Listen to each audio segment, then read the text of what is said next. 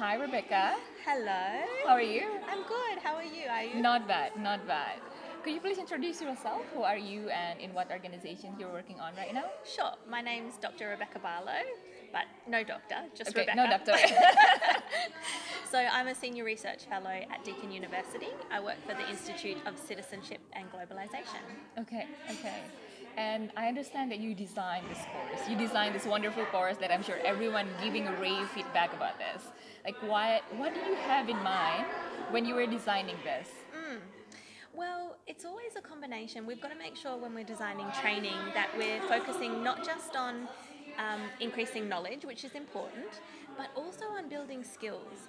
So everything that I put into the course is making sure that I'm always meeting those dual objectives, knowledge and skills, because that's what builds capacity, a combination of knowledge and skills, building capacity. And then also it's important to build into a course like this time for connection. Right. Interpersonal connection, Right. sharing stories, sharing experiences. Right. And what has been your best moment so far in the past 2 weeks, spending time with these ladies?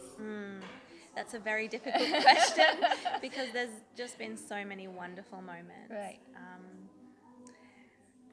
Look, today finishing the course and going around the room very slowly, taking our time one by one to hear from all of you, Right. all the participants, about how you're all feeling at the end of the course. Right. That was a really profound moment Right. for me because it just demonstrated to me what I've noticed from day one onwards, and that is that all of you have come into the room every day with such an open heart Right. and open mind. Right. And when you're standing up the front of the room as a facilitator, believe me, you can sense very quickly, are people open or are people closed? Right. Are they holding back?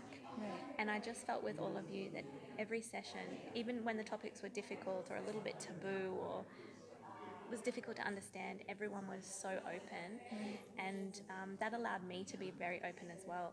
Oh, So it's been a really, really special experience. okay, yeah. And sitting on the other side of the table as a participant, I can tell that the sessions have been really, really great.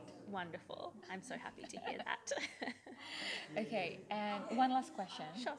is if you have one single piece of advice for all the women out there that wants to be a better leader for themselves, for their society, what would that be? Am I allowed to say two things? Yeah, sure. Because the first thing that comes to my mind is that I think when we're talking about leadership, we have a tendency to always be looking outwards, Okay. to be looking what's happening outside my world. What are the people in the media, in the headlines doing and saying? Right. And I think that's important. We need to know what's going on in the world. Right. We need to have an eye on structure, an eye on culture, an eye on everything around us.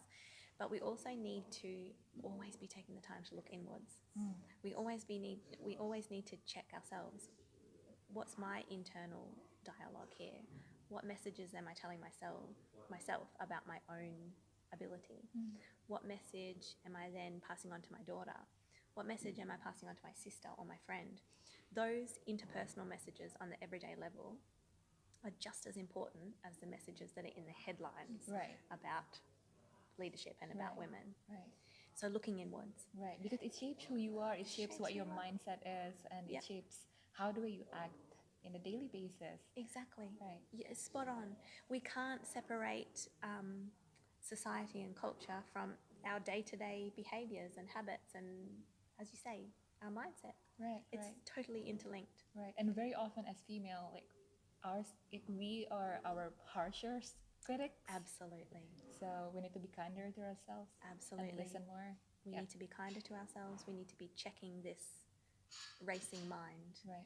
and just going for quietness, going for kindness, Right. as you say. Right. Right. Wonderful. My other tip Yes. is we always need to be working together. Okay. We can't do it alone.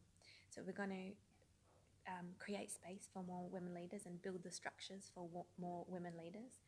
We have to keep working together. We have to make teams. We have to build a sisterhood within our own countries, within Australia, within Indonesia. but we've got to do something that this course does so beautifully, this opportunity does so beautifully, and that is build a sisterhood between us. Right.